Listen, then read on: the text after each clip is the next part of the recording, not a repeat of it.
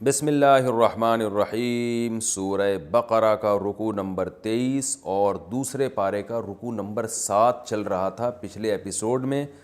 اس کا لفظی ترجمہ چل رہا تھا اس رکوع کا، اور ہم یہاں تک پہنچے تھے کُلُوا واشربوا حتی یتبین لکم الخیط الابیض من الخیط الاسود من الفجر۔ اس آیت کا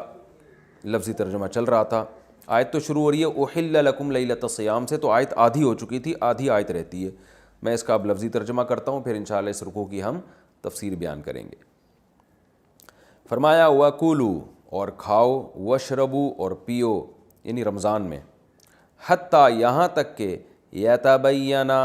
واضح ہو جائے، تبین بیان سے نکلا ہے، یہاں تک کہ واضح ہو جائے، لکم، تمہارے لیے،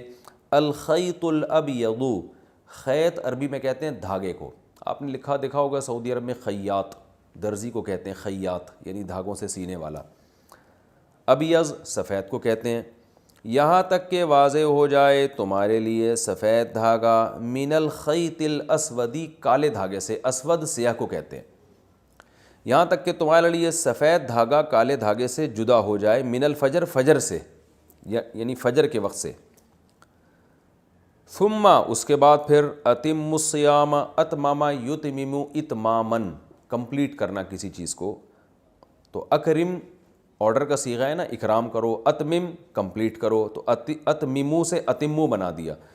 ثم، اس کے بعد تم اتم الصیام، روزوں کو کمپلیٹ کرو، الی اللیل، رات تک۔ ولا تباشروہن، اور نا مباشرت کرو زوجہ سے، وانتم، اس حال میں کہ تم ہو، عاکفون، اعتکاف کرنے والے۔ عاکفہ یا عاکفو کا معنی ہوتا ہے اپنے آپ کو باؤنڈ کر لینا، یہاں مراد ہے اعتکاف کرنا۔ یہاں تک، اس حال میں کہ تم اعتکاف کرنے والے ہو مسجدوں میں۔ مسجد میں اعتکاف کے دوران زوجہ کے قریب جانے کی اجازت نہیں ہے۔ تلک حدود اللہ، یہ جتنے احکام اللہ نے بیان کیے ہیں اللہ کی حدود ہیں۔ فلا تقربوها، ان حدود کے قریب بھی مت جاؤ۔ کذالک، اس طرح سے، یبین اللہ آیاتہ للناس، اللہ کھول کھول کے بیان کرتا ہے اپنی آیتوں کو، یعنی اپنے احکامات کو، للناس، لوگوں کے لیے، لعلہم یتقون، شاید کہ وہ بچ جائیں، تقوی اختیار کر لیں، ان آیتوں کو فالو کرنا شروع کر دیں۔ ولا تأکلوا، اور نہ کھاؤ، اکل یأکلوا، کھانا، لا تأکلوا آرڈر ہے کہ نہیں کھاؤ، اموالکم، اپنے مالوں کو۔ اپنے مالوں سے مراد ہے یعنی ایک دوسرے کے، سب اپنے، اس لیے کہا کہ سب، یعنی سب جتنے بھی انسان ہیں دنیا میں سب گویا ایک ہی قسم کے ہیں، تو اس کا مال کھانا گویا اپنا مال کھانا ہے۔ یہ قرآن کی ایک ٹرم میں اصطلاح ہے۔ وَلَا تَأْكُلُوا أَمْوَالَكُمْ، اور اپنے مالوں کو مت کھاؤ، بینکم، اپنے درمیان، یعنی اپنے درمیان اپنے مالوں کو مت کھاؤ، بالباطل، باطل طریقے سے، ناحق طریقے سے مت کھاؤ، وَتُدْلُوا بِهَا إِلَى الْحُكَّامِ، ادلا یا یدلیو، ادلاً کا معنی ہوتا ہے لٹکانا۔ دلو عربی میں کہتے ہیں ڈول کو، جو کنویں کے قریب ڈول رکھا ہوتا ہے نا، اس کو دلو کہا جاتا ہے۔ اور ادلا، ادلا یا اکرما کی طرح، ادلوا، اس کا معنی ہوتا ہے ڈول کو لٹکانا، جیسے سورہ یوسف میں آتا ہے نا، ادلا دلوا، جب مسافر آیا تو اس نے کنویں کے قریب سے کچھ مسافر گزرے، تو ایک شخص گیا کنویں کے قریب، فَأَدْلَا دَلْوَهُ، یعنی دلوہ پڑھا جاتا ہے اس کو وقف کی حالت میں، اس نے ڈول لٹکایا، تو وہ ایک دم چیخا، یا بشرا ھذا غلام، ہائے خوشخبری، یہ تو ایک لڑکا پڑا ہوا ہے اندر، لڑکا موجود ہے اندر۔ تو ادلا و یدلیو کا معنی ہوتا ہے لٹکانا، اس کو پڑھا جاتا ہے ادلا یدلی۔ تو اور امر، اس کا جو مضارع آئے گا تدلیو، جس کو پڑھا جاتا ہے تدلی، اور جمع آئے گا تدلیو، جس کو پڑھا جاتا ہے تدلو، اور جب نہیں کا صیغہ ہوگا تو لا تدلو، مت لٹکاؤ۔ تو یہ جو ہے نا، لا تأکلوا سے تدلو کا تعلق ہے، مت لٹکاؤ، یعنی لا تأکلوا، مت کھاؤ اپنے مالوں کو ایک دوسرے کے درمیان ناحق طریقے سے، اور اسی پہلے ولا تدلو، اور نہ لٹکاؤ، بہا الی الحکام، اس مال کے ذریعے حکام کی طرف۔ لٹکاؤ کا مطلب یہ ہے کہ جیسے رسی کو لٹکایا جاتا ہے نا، اس سے ایک تعلق بن جاتا ہے، تو مال کے ذریعے حکمرانوں سے تعلق پیدا مت کرو، اس کا حاصل ترجمہ یہ نکلے گا، یعنی مال کے ذریعے جو ہے نا، مال کو لٹکا کے حکمرانوں تک پہنچنے کی کوشش مت کرو. کوئی بھی چیز لٹکاتے ہیں تو ہم اس کے ذریعے کہیں سے کہیں پہنچ جاتے ہیں نا. تو یہ قرآن ایک بلاغت ہے قرآن کی, اس طرح سے ہمیں بات سمجھا رہا ہے کہ تم پیسے کے ذریعے حکمرانوں تک پہنچنے کی کوشش مت کرو, اس طور پر کہ لِتَأْكُلُوا, تاکہ تم کھا لو, فریقاً, ایک حصہ, من اموال الناس, لوگوں کے مال کا. یعنی حکمرانوں تک پیسے کے ذریعے پہنچ کر یہ کرنے کی کوشش مت کرو کہ تم لوگوں کے مال کا ایک حصہ کھا لو. ہوتا ہے نا حکمرانوں کو رشوت دے کے اپنے حق میں فیصلہ کرا لیا جاتا ہے اور کسی کا حق دبا لیا جاتا ہے. تو یہ کام مت کرو کہ تاکہ تم لوگوں کا مال کھاؤ بالاسمی, گناہ کے ساتھ, وانتم تعلمون, جبکہ تمہیں پتہ بھی ہے کہ یہ غلط ہے, ناجائز ہے. اب میں اس آیت کا لفظی ترجمہ دوبارہ کر دیتا ہوں, یہ تھوڑی سی مشکل ہے, یعنی سمجھنے میں ہو سکتا ہے مجھے سمجھانے میں مشکل ہو رہی ہے, تو میں دوبارہ آسان ترجمہ کر دیتا ہوں. اللہ نے فرمایا وَلَا تَأْكُلُوا أَمْوَالَكُمْ بَيْنَكُمْ بِالْبَاطِلِ, اپنے مالوں کو ایک دوسرے کے درمیان ناحق طریقے سے مت کھاؤ, اور مال کے ذریعے حکمرانوں سے تعلق پیدا مت کرو اس نیت سے کہ تم لوگوں کا مال گناہ کے ذریعے کھانا شروع کر دو. یعنی گناہ کا مطلب ناحق طریقے سے لوگوں کا مال کا ایک حصہ تم کھانا شروع کر دو, حالانکہ تمہیں پتہ بھی ہے کہ یہ سب کیا ہے, غلط ہے, ناجائز ہے. یہ تو ہو گیا اس رکوع کا لفظی ترجمہ. اب انشاءاللہ ہم اس کی تفسیر کی طرف چلتے ہیں. قرآن مجید میں اب تک قصاص کا حکم بیان ہوا, احکام, سورہ بقرہ میں احکام بہت زیادہ ہیں. تو اللہ تعالیٰ عبادات سے متعلق نماز, روزے کا حکم, نماز اور زکوٰۃ کا حکم تو کئی دفعہ آ چکا ہے, روزے کا حکم یہاں بیان کیا جا رہا ہے. یا ایھا الذین آمنوا, اے ایمان والو, تم پر روزے فرض کیے گئے ہیں, بالکل اسی طرح جیسے تم سے پہلے لوگوں پر بھی روزے فرض کیے گئے تھے, تاکہ تمہارے اندر تقوی پیدا ہو جائے. اس آیت میں اللہ تعالیٰ نے ایک حکم بیان کیا, اور اس حکم کی ترغیب کے لیے دو چیزیں بیان کی جن سے ہمیں موٹیویشن ملتی ہے. حکم تو صاف صاف بیان کر دیا تم پر روزے فرض ہیں, اور موٹیویشن کے لیے دو باتیں بیان کی کہ تم سے پہلی امتوں میں بھی فرض تھے. کیونکہ دیکھیں جو کام نیا ہوتا ہے نا, جو پہلے کسی نے نہ کیا ہو, تو انسان اس کو مشکل سمجھتا ہے. آپ پہلی دفعہ کسی کو حکم دے رہے ہو اس پہاڑی پہ چڑھو, وہ کہے گا مجھ سے پہلے بھی کوئی چڑھا ہے, نہیں کوئی نہیں چڑھا, تو آدمی 100 دفعہ ڈرتا ہے, یار پتہ نہیں کیا ہو جائے گا. لیکن جب بتایا جائے کہ یار 20 لوگ تم سے پہلے اس پہاڑی کو عبور کر چکے ہیں, انسان کو حوصلہ ملتا ہے.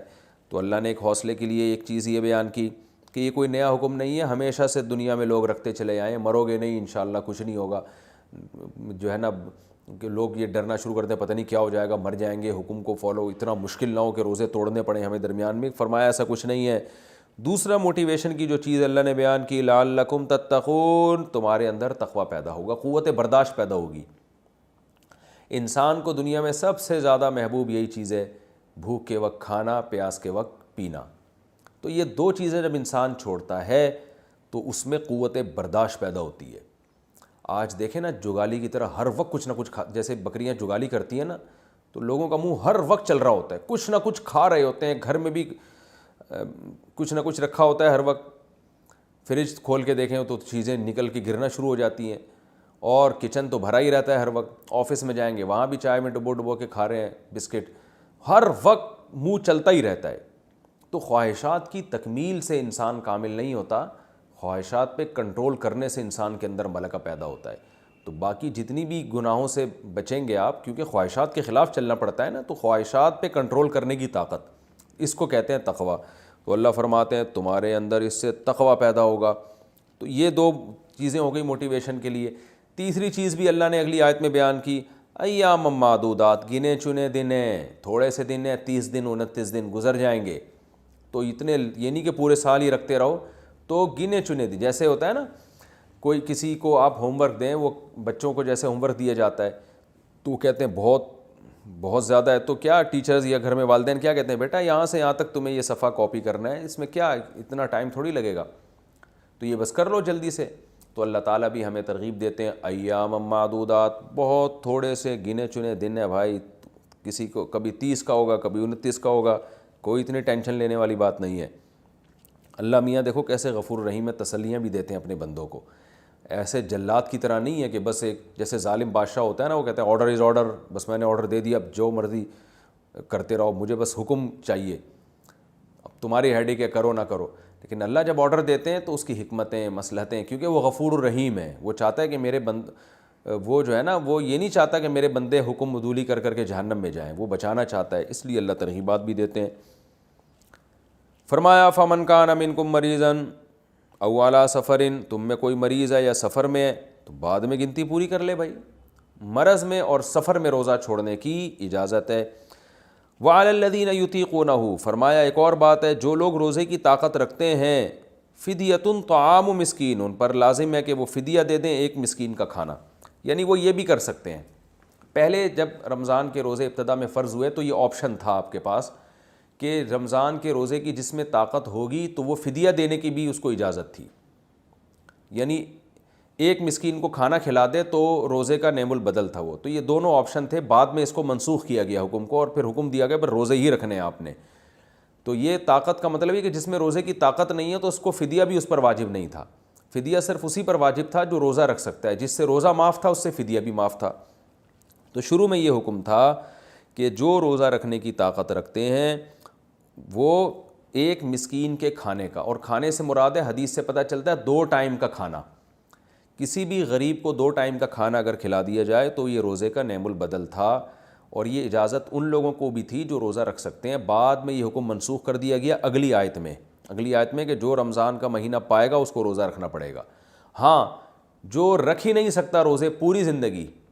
اس کا یہ حکم ابھی بھی باقی ہے کہ وہ 2 ٹائم کا کسی غریب کو کھانا کھلا دے۔ تو میں اس کی تفصیل بعد میں انشاءاللہ اور بیان کروں گا، علمی نکات جب میں بیان کروں گا تو اس میں اس مسئلے کو اور میں ڈیٹیل سے بیان کروں گا۔ تو اللہ تعالیٰ فرماتے ہیں طعام، قرآن میں یاد رکھیں طعام مسکین کا جہاں بھی لفظ آتا ہے نا تو ایک دن کا کھانا مراد ہوتا ہے، یعنی مسکین کا کھانے سے مراد ہے کہ ایک دن مسکین کے کھانے کی حاجت پوری کرے۔ اور اسلام میں جو کھانا کا اصل تصور ہے 2 ٹائم ہے، تو 2 ٹائم کسی نے کھانا کھا لیا تو اس کا مطلب اس دن اس کا پیٹ بھر گیا۔ یہ 3 ٹائم جو ہم کھاتے ہیں نا ناشتے والا، یہ بعد میں، یہ تو 100 سال پہلے بلکہ 50-60 سال پہلے مسلمانوں میں اس کا رواج ہوا ہے۔ اس سے پہلے ہمارے باپ دادے بتاتے ہیں کوئی جانتا بھی نہیں تھا ناشتہ کیا ہوتا ہے۔ ناشتے کا لفظ عربی لغت میں ہے ہی نہیں، قدیم عربی میں، جدید عربی میں، قدیم میں ہے ہی نہیں۔ پھر بھی بہرحال ناشتہ کر لیا کریں، کوئی پابندی نہیں ہے، لیکن جو ہمیشہ سے کھانا مسلمان کھاتے آتے رہے ہیں اور جس کا قرآن و سنت میں بھی تذکرہ ملتا ہے، جو نبی کی سنت بھی ہے، وہ 2 ٹائم کا کھانا ہے۔ تو اسی وجہ سے غریب کو ایک دن اگر آپ نے کھانا کھلانا ہے تو اسلام کہتا ہے 2 ٹائم کا کھلا دو کافی ہے، وہ ایک دن کا کھانا سمجھا جائے گا۔ تو فدیۃ طعام مسکین، مسکین کا کھانا، قسم کے کفارے میں 10 مسکینوں کو کھانا کھلایا جاتا ہے تو وہ بھی 2 ٹائم کا، تو اس لیے کہ ناشتہ، ہاں اگر ناشتہ کرا دیا تو پھر شام کو کھانا کھلا دے تو وہ بھی 2 ٹائم کا کھانا سمجھا جائے گا۔ مزید تفصیل میں انشاءاللہ آگے علمی نکات جب بیان کروں گا اس رکوع میں تو اس میں بیان کروں گا اس مسئلے کی۔ فمن تطوع خیرا، اللہ فرماتے ہیں جو اپنی طرف سے اضافہ کرنا چاہے، یعنی ایک کے بجائے 10 مسکینوں کو کھلا دے تو فہو خیر لہ، یہ اس کے لیے بہتر ہے۔ وان تصوموا خیر لکم، لیکن تم روزہ رکھو یہ بہتر ہے۔ یعنی حکم دیا جا رہا ہے کہ رمضان میں تمہیں روزے کے بجائے فدیہ دینے کی بھی اجازت تو ہے، لیکن پھر بھی روزہ رکھنا اس وقت بھی بہتر ہی تھا۔ حکم یہی تھا کہ روزہ رکھو یہ بہتر ہے۔ ان کنتم تعلمون، اگر تم جانتے ہو، یعنی اگر تم سمجھ لو کہ روزے کا کتنا ثواب ہے تو تم روزے کو فوکس کرو گے۔ مسکین کا کھانا ویسے کھلا دیا کرو، روزے کے نعم البدل کے طور پہ نہ کھلایا کرو۔ لیکن یہ حکم منسوخ کیا اللہ تعالیٰ نے بعد میں، اور وہ کیا ہے؟ شہر رمضان الذی انزل فیہ القرآن، رمضان وہ مہینہ ہے جس میں قرآن نازل ہوا۔ اللہ رمضان کی فضیلت بیان کر رہے ہیں کیونکہ اسی میں روزے فرض ہیں۔ ہدی للناس، لوگوں کی ہدایت کے لیے، اور ہدایت کے دلائل کے ساتھ قرآن نازل ہوا ہے، اور حق اور باطل میں جدائی کرنے والا ہے۔ یعنی اتنی مبارک کتاب کے نزول کے لیے بھی ہم نے رمضان کے مہینے کی سلیکشن کی ہے، تو یہ یعنی یہ اس لیے بتایا جا رہا ہے کہ یہ مہینہ پہلے سے مبارک ہے، تو اس مبارک مہینے میں روزہ رکھنے کا حکم دیا جا رہا ہے۔ ہمیں اس میں ہمیں موٹیویشن ملتی ہے کہ اس میں تو روزے کا ثواب اور زیادہ بڑھ جائے گا۔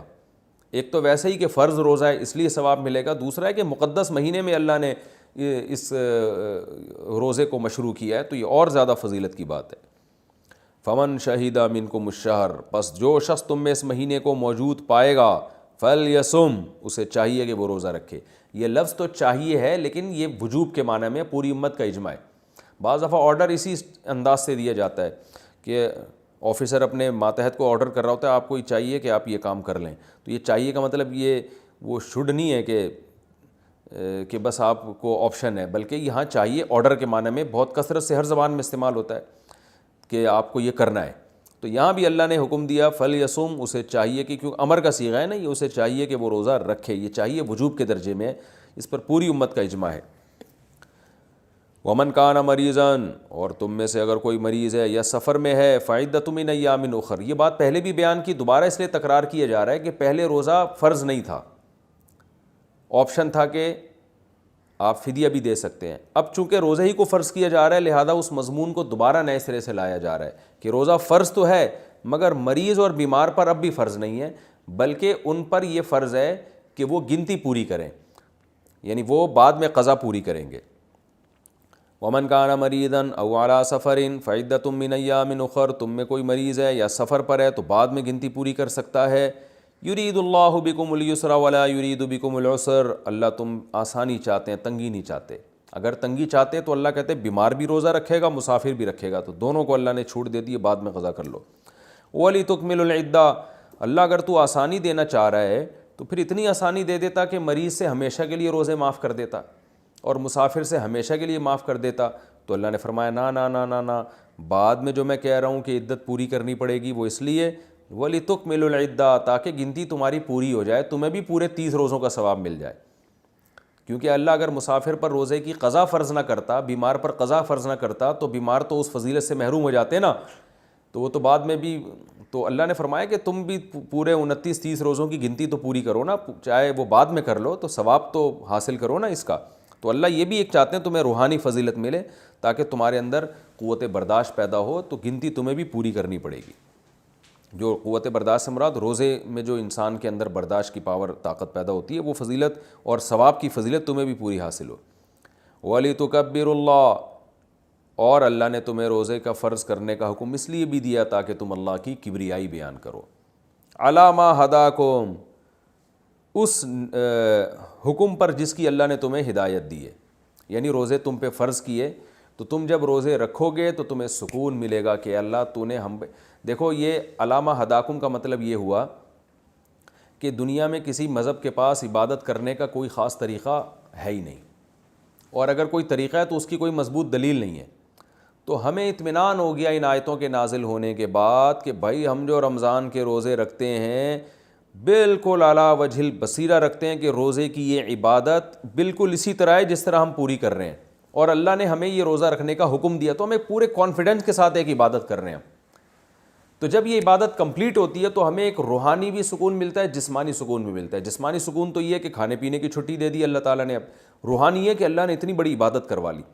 تو اس روزے کا نتیجہ کیا نکلے گا کہ ہمیں اللہ کے مزید شکر کی توفیق ملے گی اور ہم اللہ کی کبریائی بیان کریں گے کہ اللہ تیری توفیق سے ہم نے روزے رکھے اور تیری گائیڈنس سے، تیری ہدایت سے ہم نے روزے رکھے، تو ہمیں نہ بتاتا تو ہمیں کیا پتہ چلتا روزہ کیا ہے۔ دیکھیں کتنا سکون ملتا ہے نا رمضان میں انسان جب روزے رکھتا ہے۔ اگر یہ کنفیوژن ہوتی کہ پتہ نہیں اللہ کا حکم ہے بھی یا نہیں ہے، جیسے کہ غیر مسلم جب عبادت کرتے ہیں نا اپنے مندروں میں جا کے اور اپنے گرجا گھروں میں جا کے، تو ان کو اطمینان نہیں ہوتا کہ اللہ اس عبادت سے خوش ہے بھی یا نہیں ہے، کیونکہ وہ تو ان کے کسی پنڈت جی نے بتا دی، کسی روحانی پیشوا نے بتا دی، ان کے پاس کوئی دلیل تھوڑی ہے کہ اللہ نے بتائی ہے۔ جبکہ ہم جب قرآن میں یہ آیتیں پڑھتے ہیں، ہم جب روزے رکھتے ہیں، ہمیں یقین ہے بھائی یہ کسی مولانا صاحب کا حکم نہیں ہے، کسی مفتی صاحب کا حکم نہیں ہے، یہ تو اللہ کا حکم ہے اور قرآن میں لکھا ہوا ہے صاف طور پہ، تو پورے کانفیڈنس کے ساتھ ہم یہ مجاہدہ کرتے ہیں۔ ایسے مجاہدے میں انسان کو اطمینان ہوتا ہے، شدید بھوک شدید پیاس برداشت کرتا ہے تو اسے پتہ ہے بھائی یہ اللہ کی خاطر ہے۔ جبکہ غیر مسلم اگر کوئی ایسا کام کرے گا تو وہ اطمینان ہی نہیں ہے، اس کو پتہ نہیں اس پہ کچھ مل بھی رہا ہے کہ یا میں فضول میں اپنا ٹائم ویسٹ کر رہا ہوں، میں یہ خام خواہ کا مجاہدہ کر رہا ہوں میں۔ تبھی تو آپ دیکھیں بڑے بڑے صحابہ جو بہت کثرت سے روزے رکھتے تھے تو وہ ترستے تھے گرمیوں کے روزوں کو کہ وہ اللہ کے لیے جو پیاس برداشت کرنے کا مزہ تھا، وہ کہتے ہیں کہ وہ مزہ ہمیں محسوس نہیں ہو رہا۔ تو اللہ فرماتے ہیں وَلِتُكَبِّرُوا اللَّهَ عَلَىٰ مَا هَدَاكُمْ، اور اللہ نے جو تمہیں ہدایت دی اس پہ اللہ کی کبریائی بیان کرو، تو مزہ آئے گا اس کبریائی۔ تبھی عید کے دن نبی صلی اللہ علیہ وسلم عیدگاہ کی طرف جاتے ہوئے بھی اللہ اکبر کی تکبیر پڑھا کرتے تھے، عیدگاہ سے واپس آتے ہوئے بھی، اور عید کے خطبوں میں بھی آپ تکبیر بہت زیادہ پڑھتے تھے، اللہ اکبر۔ خطبے میں آپ نے سنا ہوگا عیدین کے جو خطبے ہیں ان میں تکبیر بہت پڑھی جاتی ہے، تو یہ اسی آیت پر عمل کیا جاتا ہے کہ اللہ کی کبریائی بیان ہوگی اس ہدایت پر جو اللہ نے ہمیں دی، وَلَعَلَّكُمْ تَشْكُرُونَ، اور تاکہ تم شکر ادا کرو۔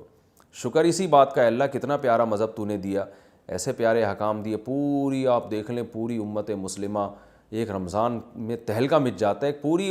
مسلمانوں کی پوری جو ہے نا وہ ایک اسکیجول اور ان کا پورا شیڈول ہی چینج ہو جاتا ہے، ان کی ایکٹیویٹیز ساری چینج ہو جاتی ہیں، دفتروں کی ٹائمنگ چینج ہو جاتی ہیں، کھانے پینے کے جو ہے نا وہ آپ دیکھیں پھلوں کی ایک بہتات ہو جاتی ہے، اور گھروں میں ایک ماحول بن جاتا ہے، سب صبح سحری میں اٹھ رہے ہیں، سب رات کو شام کے وقت افطاری کے لیے بیٹھے ہوئے ہیں، تو ایک پورا جو ہے نا وہ چینج ہو جاتا ہے حساب کتاب۔ تو اللہ فرماتے ہیں اتنی پیاری عبادت جو ہم نے تمہیں دی، ہم چاہتے ہیں اچھا اس کے روحانی فائدے اب الگ ہیں، قوت برداشت پیدا ہوتی ہے، یہ سب کام اس لیے تاکہ تم اللہ کی کبریائی بیان کرو اور تم اللہ کا شکر ادا کرو۔ تو کمال کی بات ہے، دیکھیں اللہ ہم سے مجاہدہ کرواتا ہے رمضان میں، بھوکا پیاسا رکھتا ہے اور ہم سے کہتا ہے اب تم الٹا میرا شکر ادا کرو۔ ہونا تو بظاہر یہ چاہیے اللہ ہم نے تیرے لیے اتنی عبادت کی تو معاذ اللہ نقل کفر ہونا تو چاہیے، اب اللہ ہمیں نوازے، تو اللہ کہہ رہے ہیں یہ میں نے جو تم سے عبادت کروائی ہے میرا احسان ہے تمہارے اوپر، تو تمہیں اب میرا شکر ادا کرنا ہے۔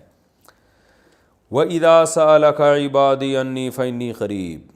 اب چونکہ بات رمضان کی ہو رہی ہے تو رمضان میں انسان اللہ کے بہت قریب ہو جاتا ہے، اللہ سے دعائیں مانگتا ہے، تو اسی مناسبت سے اللہ نے اپنے نبی سے فرمایا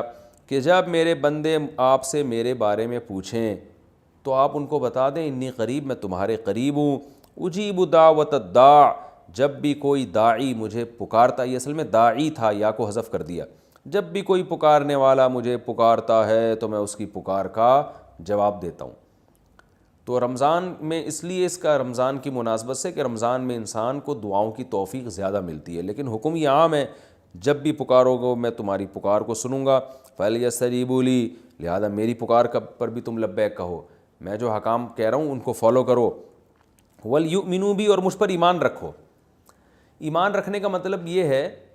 کہ ہم بسا اوقات اللہ کو پکارتے ہیں، ہمیں لگتا ہے ہماری دعا تو قبول ہو نہیں رہی، تو اللہ فرماتے ہیں مجھ پر تسلی رکھو، میں دعائیں سن کے قبول کر رہا ہوں۔ اب قبولیت کے طریقے مختلف ہیں، کسی کو اللہ وہی چیز دے دیتے ہیں، آپ اللہ سے مال و دولت مانگ رہے ہیں، اللہ یعنی رزق میں وسعت مانگ رہے ہیں تو اللہ رزق میں وسعت دے دیتا ہے۔ بعض دفعہ اللہ تعالیٰ رزق میں وسعت تو نہیں دیتا مگر مزید غربت سے بچا لیتا ہے آپ کو۔ بعض دفعہ یہ ہوتا ہے کہ اللہ کوئی آئی ہوئی آفت آپ سے ٹال دیتے ہیں۔ بعض دفعہ یہ ہوتا ہے کہ کچھ بھی نہیں تو آخرت میں ثواب دے دیتے ہیں۔ تو اب کس کے حق میں دعا کس طرح سے قبول ہوگی یہ اللہ پہ چھوڑ دیں۔ تو اس لیے اللہ فرماتے ہیں وَلْيُؤْمِنُوا بِي، ایمان مجھ پہ رکھو، لَعَلَّهُمْ يَرْشُدُونَ، تاکہ تم سیدھے راستے پہ چلنا شروع ہو جاؤ، کیونکہ یہ سارے کام کرو گے تو تم پھر تم صحیح راستے پہ چلنے والے کہلاؤ گے، ورنہ بہک جاؤ گے، بھٹک جاؤ گے۔ آگے ایک آیت جو ہے اس کا ایک شان نزول ہے۔ جب اسلام میں روزے فرض ہوئے تو حکم یہ تھا کہ افطاری کرنے کے بعد، جب آپ غروب آفتاب کے بعد افطاری کرتے ہیں نا،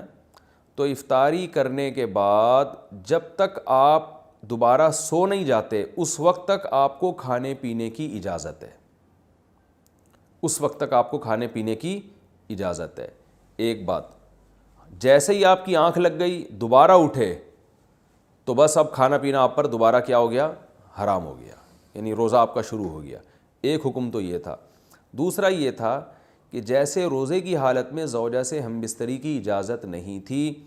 اسی طرح رمضان کی راتوں میں بھی زوجہ کے قریب جانے کی اجازت نہیں تھی، اور اس پر کفارہ تھا کہ 60 روزے مسلسل رکھنے پڑیں گے آپ کو۔ تو بعض صحابہ سے یہ کوتاہی ہو گئی۔ ایک صحابی رسول اللہ صلی اللہ علیہ وسلم کے پاس ہے، بڑا دلچسپ واقعہ ہے، ان سے رمضان کی رات میں اپنی زوجہ سے ہم بستری ہو گئی،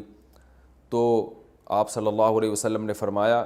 کہ وجہ کیا تھی، کیسے ہوا تم سے، کیوں ہو گیا یہ؟ تو انہوں نے فرمایا یا رسول اللہ میری زوجہ کی پنڈلی میں نے دیکھی، اس پہ نظر پڑی، وہ انہوں نے کہیں اپنا پائنچہ اوپر کیا تو بس میں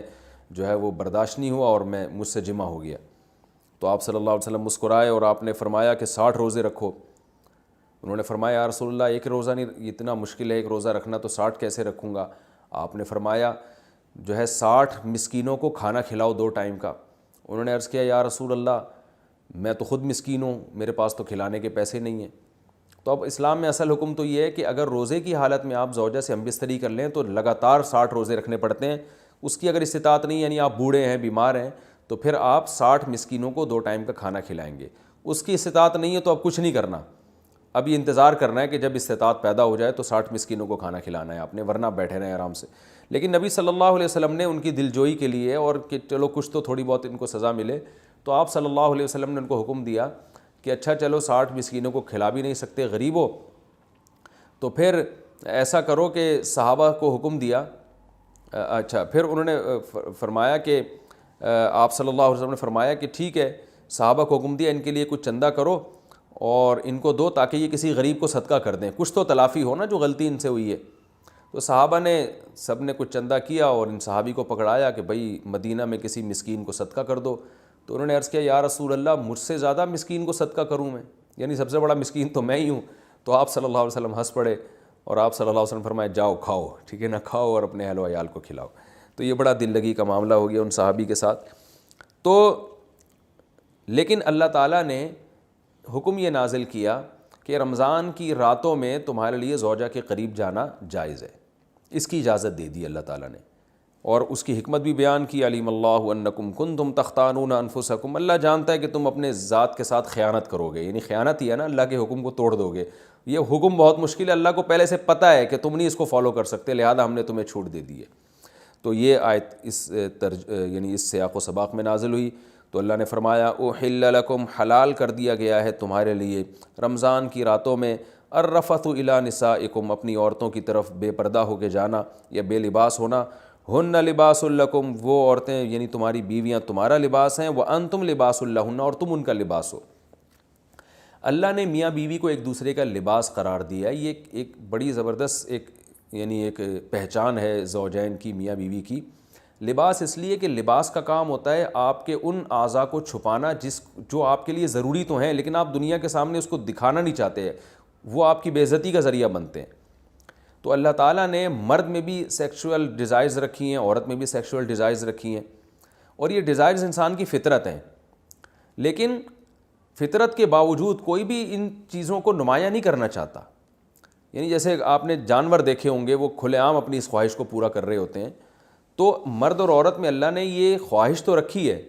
مگر وہ کوئی بھی یہ نہیں چاہتا شریف آدمی کہ میں اپنی اس خواہش کو اس طرح سے پورا کروں کہ لوگوں کو پتہ چل رہا ہو،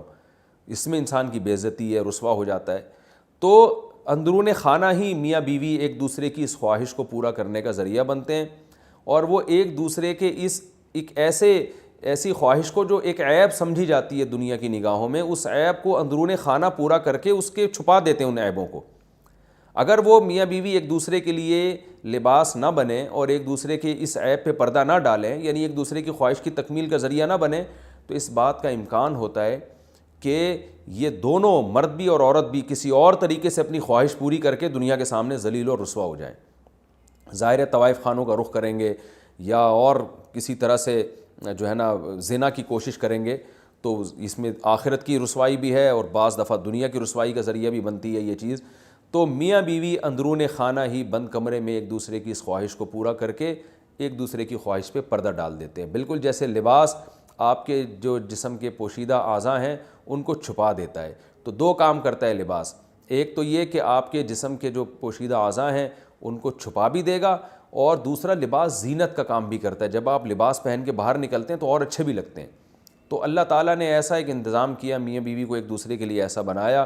کہ ایک دوسرے کی خواہش کو اندرون خانہ ہی یہ پورا بھی کر دیتے ہیں اور زینت کا ذریعہ بھی بنتے ہیں۔ جب میاں بیوی باہر نکلتے ہیں تو لوگ تعارف کروا رہے ہوتے ہیں نا، شادی شدہ آدمی ہے، پارکوں میں لکھا ہوتا ہے فیملی کے بغیر الاؤ نہیں، ان کو پتہ ہے جو فیملی کے بغیر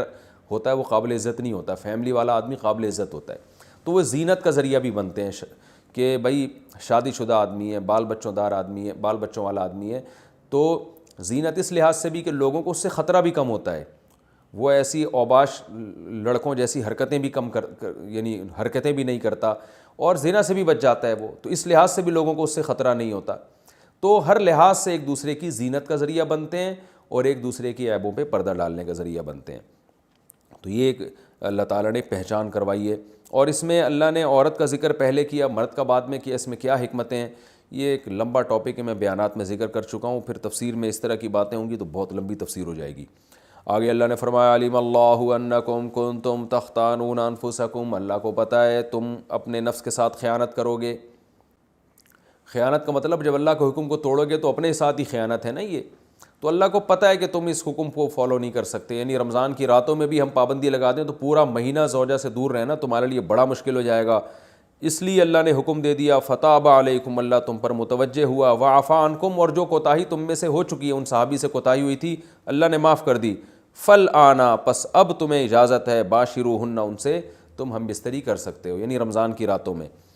وَابْتَغُوا مَا كَتَبَ اللَّهُ لَكُمْ، اور وہ اولاد تلاش کرو، وہ چیز تلاش کرو جو اللہ نے لکھ دی ہے تمہارے لیے، یعنی اس سے مراد ہے اولاد۔ تو اب یعنی زوجہ کے قریب اس نیت سے جاؤ کہ تمہیں اولاد ملے۔ تو یہاں بھی کچھ باتیں، پہلی سوال یہ پیدا ہوتا ہے کہ جب اللہ نے اس حکم کو منسوخ ہی کرنا تھا، اللہ تعالیٰ نے رمضان کی راتوں میں زوجہ سے ہم بستری کی اجازت دینی ہی تھی، تو پھر پہلے پابندی کیوں لگائی جب منسوخ ہی کرنا تھا؟ تو مشرکین یہ اعتراضات کیا کرتے تھے کہ قرآن ایک بات پہ معاذ اللہ قائم کیوں نہیں رہتا، منسوخ کیوں کر دیتا ہے؟ اس کا مطلب ہے کہ یہ اللہ کا حکم نہیں ہے بلکہ یہ تو نبی نے اپنی طرف سے بنایا ہوا ہے، کیونکہ نبی جو ہے نا وہ حکم چینج کرتے رہتے ہیں۔ تو یاد رکھیں ایسا نہیں ہے، قرآن جب کسی حکم کو منسوخ کرتا ہے تو قرآن میں پہلے گزر چکا نا، ما ننسخ من آیت او ننسیھا ناتی بخیر منھا او مثلھا۔ بعض دفعہ حکمتیں ہوتی ہیں، اللہ کے علم میں تو یہ ہوتا ہے کہ میں نے اس حکم کو چینج کرنا ہے، لیکن اللہ تعالیٰ پہلے ایک حکم نازل کرتے ہیں یہ بتانے کے لیے کہ ہماری اصل منشا تو یہ تھی کہ یہ حکم نازل ہو، لیکن پریکٹیکلی کروایا گیا کہ تم کمزور ہو تو، اور کمزوری کی وجہ سے تم اس حکم کو فالو نہیں کر سکتے، تو اللہ کتنا غفور الرحیم ہے، اپنے اصل قانون کو چینج کر رہا ہے۔ تو اگر شروع ہی سے یہ حکم نازل ہوتا نا کہ رمضان کی رات میں زوجہ کے قریب جانے کی اجازت ہے، تو یہ جو اللہ کی ایک رحمت اپنے بندوں کے اوپر ہے، یہ رحمت نمایاں نہ ہوتی کہ اللہ اپنے بندوں، اللہ کی یعنی اللہ تعالیٰ نے بھی حکام میں لچک رکھی ہے، اور اپنے بندوں کے مزاج کی اور اپنے بندوں کے جو ہے وہ طبیعت کی اور ان کی طاقت اور قوت کو دیکھ کر اللہ نے حکام بنائے ہیں۔ اس کی مثال ایسے ہے جیسے 28ویں پارے میں آتا ہے کہ اللہ تعالیٰ نے صحابہ کرام کو حکم دیا تھا کہ جب نبی کے پاس جاؤ بات چیت کرنے کے لیے، آپ سے سرگوشی کرنے کے لیے، تو پہلے صدقہ کیا کرو، لیکن ابھی کسی صحابی نے صدقہ کیا ہی نہیں کہ اللہ نے حکم کو منسوخ کر دیا اور فرمایا کہ تمہارے لیے یہ حکم بہت شاق ہے، لہذا اب تمہیں اجازت ہے کہ بغیر صدقے کے نبی کے پاس چلے جاؤ۔ تو وہاں بھی علماء نے حکمت بیان کرتے ہیں کہ اللہ تعالیٰ اگر شروع سے یہ حکم دے دیتا نا کہ بغیر صدقے کے چلے جاؤ، تو وہ جو اللہ تعالیٰ کی اپنے بندوں کے ساتھ ایک لطافت والا معاملہ ہے، رحمت والا معاملہ ہے، وہ ظاہر نہ ہوتا۔ تو یہاں بھی ایسا ہی ہے، اللہ نے فرمایا کہ ہمیں پتہ ہے کہ تم نہیں حکم کو فالو کر سکتے، ہم نے حکم تو دیا ہے، تم دیکھو پریکٹیکلی کروا دیا اللہ تعالیٰ نے کہ تم سے اس پر عمل نہیں ہو رہا، لہذا جاؤ، تمہیں اجازت دی جاتی ہے کہ تم زوجہ کے قریب رات کو جا سکتے ہو، کوئی حرج نہیں ہے اس میں، لیکن جانے سے تمہاری نیت کیا ہونی چاہیے؟ وَابْتَغُوا مَا كَتَبَ اللَّهُ لَكُمْ، جو اولاد اللہ نے تمہارے لیے لکھ دی ہے اس کو تلاش کرو۔ تلاش کا مطلب نیت کرو کہ شاید اللہ مجھے اس سے نیک صالح اولاد دے دے۔ اس سے اس پتہ چلتا ہے کہ اسلام اولاد کی کثرت پر کتنا حریص ہے، اور اللہ تعالیٰ کتنا چاہتے ہیں کہ اہل ایمان کی نسل بڑھے۔ قرآن میں ایک اور جگہ پر اللہ تعالیٰ نے زوجہ سے ہم بستری کا ذکر کیا تو وہاں بھی اولاد کا تذکرہ کیا ہے۔ وَقَدِّمُوا لِأَنفُسِكُمْ، فرمایا کہ حالت حیض میں تم زوجہ کے قریب نہیں جا سکتے، لیکن جب تم زوجہ کے یعنی جب پاک ہو جائے تو پھر زوجہ کے قریب جاؤ۔ وَقَدِّمُوا لِأَنفُسِكُمْ، اور اپنی ذات کے لیے آخرت میں ذخیرہ کرو۔ تو یہاں بھی مفسرین کہتے ہیں کہ اس سے مراد ہے کہ اولاد پیدا کرنے کی نیت سے جاؤ تاکہ وہ آخرت میں تمہارے لیے ذخیرہ بنے۔ تو فیملی پلاننگ کی جو دعوت ہے نا، اس کا قرآن و سنت سے دور دور کا بھی کوئی واسطہ نہیں ہے۔ جیسے ڈاروین کا جو نظریہ ہے نا کہ انسان بندر سے وجود میں آیا ہے، یہ اسلام کے بالکل اگینسٹ ہے۔ اسلام نے صاف لفظوں میں کہا ہے، اور صرف قرآن نے نہیں، تورات اور انجیل میں بھی یہ بات ہے کہ براہ راست اللہ نے حضرت آدم کو مٹی سے پیدا کیا، اور پھر ان کی پسلی سے اللہ نے اماں حوا کو پیدا کیا۔ یہ انسان بندر کی کوئی ترقی یافتہ شکل ہرگز نہیں ہے۔ بندر بالکل ایک الگ نسل ہے، وہ ٹھیک ہے اس کی بہت ساری چیزوں میں انسان سے مماثلت ہے، وہ ایک الگ بات ہے، لیکن اور مماثلت اس لیے کہ اللہ نے قرآن میں فرمایا کہ امم امثالکم، قرآن میں ایک جگہ آتا ہے کہ یہ جتنے بھی انسان مخلوق ہیں نا، یہ تمہاری طرح کی ایک امت ہیں، یعنی ان میں اللہ تعالیٰ نے بہت ساری چیزیں سیم رکھی ہیں تاکہ انسان ان سے مانوس ہو۔ اگر یہ جانور کوئی الگ ہی خلائی مخلوق ہوتے تو پھر انسان جو ہے نا ان جانوروں سے مانوس نہ ہوتا، ان میں دلچسپی نہ لیتا۔ جیسے کوئی جن کو دیکھ کے لوگ ڈر جاتے ہیں تو ایسے شیر کو دیکھ کے بھی لوگ ڈر جاتے ہیں۔ تو اللہ نے کچھ نہ کچھ مماثلت اس نیت سے رکھی ہے کہ انسانوں میں اور جانوروں میں کچھ مماثلت رہے، کہ انسان کو تھوڑی بہت ان سے انسیت ہو۔ تو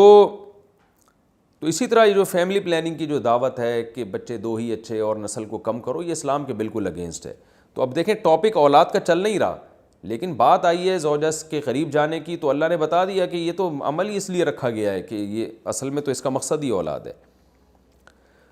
باقی فیملی پلاننگ کن صورتوں میں جائز ہے، کن صورتوں میں ناجائز ہے، کب مکروہ ہے، کب حرام ہے اور کب مستحب ہے، یہ اس کے ایک الگ احکام ہیں جو میں بیانات میں بتاتا رہتا ہوں، وہ آپ کسی بھی علماء سے آپ پوچھ سکتے ہیں، اس کا بھی تفصیل کا یہاں موقع نہیں ہے۔ تو ایک حکم تو یہ منسوخ کیا گیا۔ دوسرا وَكُلُوا وَاشْرَبُوا حَتَّى يَتَبَيَّنَ لَكُمْ، رمضان کی راتوں میں تو کھانے پر پابندی تھی کہ اگر آنکھ لگ گئی تو اب بس گئے، تو بعض صحابہ جو تھے وہ غلطی سے ان کی آنکھ لگ گئی، اٹھے تو پتہ چلا بھئی یہ تو اب تو کھانا پینا حرام ہو گیا، اور وہ 24 گھنٹے کا روزہ ہونے لگا ان کا۔ تو اللہ نے فرمایا اب تمہیں اجازت دی جا رہی ہے، کلوا واشربوا، کھاؤ اور پیو، حتیٰ یہاں تک کہ یتبین لکم الخیط الابیض من الخیط الاسود، کہ تمہارے لیے سفید دھاگا سیاہ دھاگے سے ممتاز اور جدا ہو جائے فجر کے وقت سے۔ یعنی سیاہ دھاگا سے مراد ہے کہ دھاگے سے مراد ہے لائن۔ جب مشرق کی طرف سورج نکلنا شروع ہوتا ہے نا فجر کے وقت میں، تو پہلے تو اندھیرا ہوتا ہے جب سورج نیچے ہوتا ہے، جیسے ہی سورج اوپر آتا ہے تو ایک روشنی ایسے سیدھی پھیلتی ہے، یوں نیچے سے اوپر کی طرف ایسے، تو عمود جسے کہتے ہیں۔ جب یہ روشنی ہوتی ہے تو اس کو صبح کاذب کہتے ہیں، جھوٹی صبح، یہ صحیح صبح نہیں ہے۔ پھر کیا ہوتا ہے کہ پھر ایک روشنی اس طرح پھیلنا شروع ہوتی ہے، یعنی ایسے اس طرح جو ہے نا لائن کی شکل میں سیدھی لیٹی ہوئی، جسے لائن کہتے ہیں، اس طرح جو روشنی پھیلتی ہے وہ صبح صادق ہوتی ہے۔ اور ان دونوں لائنوں کے درمیان جو فرق ہے نا وہ تقریباً کراچی اور پاکستان میں 15 سے 20 منٹ کا ہوتا ہے، یعنی صبح کاذب جھوٹی صبح اور صبح صادق میں۔ تو یہ جو لائن پھیلتی ہے اس کو خیط ابیض قرآن کہہ رہا ہے، یعنی سفید دھاگا کالے دھاگے سے، کالے دھاگے مطلب پہلے جو بالکل سیاہ تھا وہ کالی لائن تھی، اب اس میں ایک سفید لائن آ گئی، تو سفید لائن جب بالکل ممتاز ہو جائے، صاف پتہ چل جائے کہ وائٹ جو ہے نا روشنی پھیلنا شروع ہو گئی ہے ایسے لائن یوں کر کے، تو یہ سفید دھاگا ہے اور وہ کالا دھاگا ہے، یعنی جو کالے دھاگے میں وہ سفید دھاگا ممتاز نظر آنا شروع ہو جائے تو اللہ فرماتے ہیں اس وقت تک تم کھا سکتے ہو، جس کو ہم سحری کا وقت کہتے ہیں کہ بھی سحری کا وقت اب ختم ہو گیا ہے، سحر کا وقت، اور اب جو ہے صبح کا وقت شروع ہو گیا اور فجر کی نماز کا وقت بھی شروع ہو گیا، جس کو عربی میں فجر کا وقت بھی کہتے ہیں۔ تو یہ من الفجر جو ہے نا یہ کب نازل ہوا؟ پہلے تو اتنی آیت نازل ہوئی تھی کہ تمہارے لیے سفید دھاگا سیاہ دھاگے سے ممتاز ہو جائے، تو یہاں بھی اللہ نے ایک اپنی رحمت کا معاملہ کیا، کیونکہ یہ کنایا ہے صبح صادق سے۔ تو ہوا یہ کہ ایک صحابی بیچارے رات کو بیٹھ گئے، وہ اپنے تکیے پہ نا ایک کالا دھاگا اور سفید دھاگا رکھ کے، اور صبح دیکھنے لگے کہ جب یہ دونوں میں فرق پتہ چلے گا تو میں کھانا پینا بند کر دوں گا۔ تو نبی صلی اللہ علیہ وسلم نے ان کو فرمایا کہ بھئی اس سے مراد صبح صادق ہے، یہ نہیں کہ واقعی سفید دھاگا لے کے بیٹھ جاؤ۔ تو پھر اللہ تعالیٰ نے من الفجر کا لفظ بھی آسمان سے نازل کیا، صرف من الفجر یہ لفظ نازل ہوا کہ اس سے مراد کیا ہے؟ فجر۔ ثم اتموا الصیام الی اللیل، تو اس وقت تک تم کھا سکتے ہو، اس کے بعد مکمل کرو روزوں کو رات تک۔ رات سے مراد غروب آفتاب ہے، اصل میں تو رات عشاء کے وقت سے داخل ہوتی ہے، لیکن غروب آفتاب کو بھی عربی میں یعنی سورج جب غروب ہو جائے تو اس کو بھی رات کا وقت کہہ دیا جاتا ہے مجازن۔ تو اس میں پوری امت کا اجماع ہے سوائے شیعہ حضرات کے، وہ جب ستارے طلوع ہوتے ہیں تو اس وقت وہ کرتے ہیں، ورنہ پوری امت جو اہل سنت والجماعت کے چاروں مکاتب فکر ہیں، حنفی، مالکی، شافعی، احمد بن حنبل اور صحابہ کرام، یہ سب اس پر تقریباً متفق ہیں کہ غروب آفتاب کا وقت ہے اصل، اور نبی صلی اللہ علیہ وسلم سورج مکمل غروب ہوتے ہی روزہ کھول لیا کرتے تھے۔ تو اللہ نے اجازت دے دی کہ اس وقت تک جو ہے نا روزے کو مکمل کرو۔ وَلَا تُبَاشِرُوهُنَّ وَأَنْتُمْ عَاكِفُونَ فِي الْمَسَاجِدِ، اور مسجدوں میں جب تم ہو اعتکاف میں تو پھر زوجہ کے قریب مت جاؤ۔ یعنی اللہ تعالیٰ نے رمضان کی راتوں میں تو زوجہ کے قریب جانے کی اجازت دے دی، تو اس سے یہ وہم ہو سکتا تھا کسی کو کہ بھئی ٹھیک ہے ہم اعتکاف میں اگر ہیں تو رات میں اللہ نے تو اجازت دی ہے تو اب چلو اعتکاف سے نکل کے گھر سے جا رہے ہیں بیگم سے ملاقات کرنے کے لیے، کوئی ان کو روک رہا ہے بھائی اس کی اجازت نہیں ہے، تو کہے اللہ نے تو قرآن میں کہا ہے کہ رمضان کی راتوں میں تمہیں اجازت ہے، تو اللہ نے بتا دیا کہ اعتکاف والوں کو اجازت نہیں ہے۔ اعتکاف میں اگر کوئی زوجہ سے ہم بستری کر لے گا تو وہ روزہ اس کا ٹوٹ جائے گا، اور صرف ہم بستری نہیں، اور جو ہم بستری کے مقدمات ہیں بوس و کنار وغیرہ اس کی بھی اعتکاف میں اجازت نہیں ہے۔ تلک حدود اللہ فلا تقربوها، یہ اللہ کی حدود ہیں، ان کے قریب مت جاؤ۔ اس طرح اللہ اپنی آیتیں لوگوں کے لیے کھول کھول کے بیان کرتا ہے تاکہ لوگ تقوی اختیار کریں۔ اور یہ آخری آیت کا ترجمہ کر دیتا ہوں، یعنی تھوڑی تفسیر بیان کر دیتا ہوں، اس کے بعد پھر انشاءاللہ اس پورے رکوع کے صرف علمی نقطے رہ جائیں گے، وہ میں اگلے ایپیسوڈ میں بیان کروں گا۔ وَلَا تَأْكُلُوا أَمْوَالَكُمْ بَيْنَكُمْ بِالْبَاطِلِ، اور ایک دوسرے کا مال ناحق طریقے سے مت کھاؤ۔ جتنے غلط طریقے کسی کا مال کھانے کے ہیں سب کو حرام کر دیا، اور ایک طریقے کو اللہ نے خاص طور پہ ہائی لائٹ کیا ہے، وہ کیا ہے کہ براہ راست بعض لوگ نہیں کھاتے، حکمرانوں کو، تھانے والے کو، ایس ایچ او صاحب کو، ڈی ایس پی صاحب کو پیسے کھلا کے بھی لوگوں کا مال کھا رہے ہوتے ہیں، اپنے حق میں مقدمہ کروا رہے ہوتے ہیں. تو اللہ فرماتے ہیں حکام کو پیسوں کی لالچ دے کے، پیسوں کے ذریعے خریدنے کی کوشش مت کرو کہ تم اس کے ذریعے لوگوں کا مال کھانا شروع کر دو، یہ بھی حرام ہے. وانتم تعلمون، جب کہ تمہیں پتہ ہے کہ یہ کتنا بڑا جرم ہے. اللہ نے مال ناحق کھانے کو کتنا بڑا جرم قرار دیا، تو رشوتیں دے کے بھی کسی کے مال کو ناجائز ہتھیانے کی کوشش مت کرو. یہ اس رکوع کا لفظی ترجمہ بھی ہو گیا، اس کی مختصر تفسیر بھی ہو گئی. اگلے ایپیسوڈ میں انشاءاللہ اس رکوع سے جو ملنے والے اسباق ہیں میں مختصراً ان کو نمبر وار بیان کروں گا. اس کے بعد ہم انشاءاللہ